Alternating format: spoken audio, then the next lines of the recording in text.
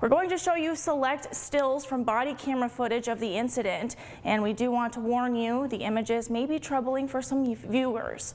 Now, according to the lawsuit, tasers were used on Walby at least 17 times, even after he was in restraints and laid on the ground, hog-tied for about 10 minutes before officers picked him up and placed his unconscious body in the back of a squad car.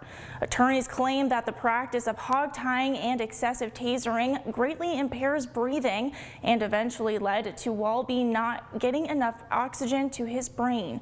The Walby family, along with their attorneys, presented their side of the case Tuesday morning. My UP Skylar Perkins tells us what we've learned so far.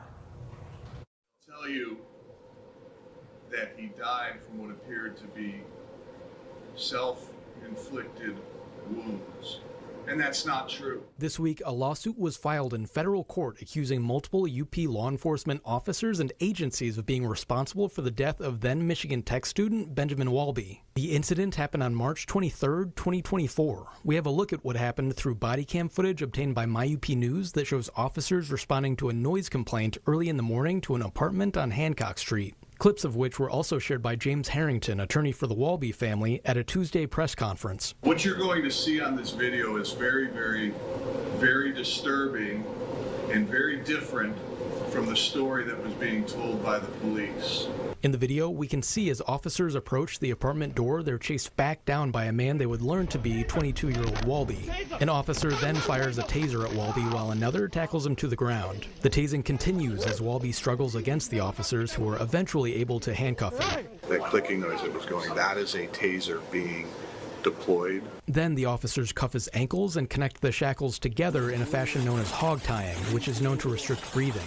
Tasing also inhibits breathing due to the forced, uncontrollable muscle spasms. Yet, the shocks continue even while Walby is fully restrained. Shortly before 3 a.m., an apparently unconscious Walby is placed face down in a police cruiser and eventually taken to UPHS Marquette, where he died days later.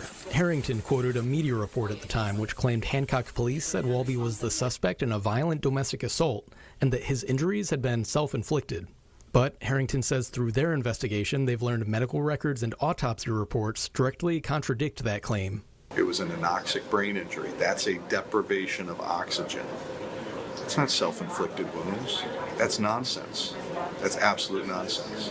A police report shared with MyUP News details the graphic and violent nature of Walby's acts during the mental health episode before the police arrived, though Harrington says those events should have no bearing on how the public and justice system interpret their complaint. The officers knew nothing about what happened inside of that room because it didn't matter. He was out of there. What mattered, what happened on that cold ground on that March night, March 23rd. That's what mattered. We've also reached out to the police agencies named in the suit. The ones that have responded say they back the actions of their officers, but decline to comment further due to the pending lawsuit. I'm Skylar Perkins for MyUP News. Thank you, Skylar. Now, this is a developing story, and we are continuing to look into the lawsuit. We will provide updates during our newscasts and on our website, myupnow.com, as they become available.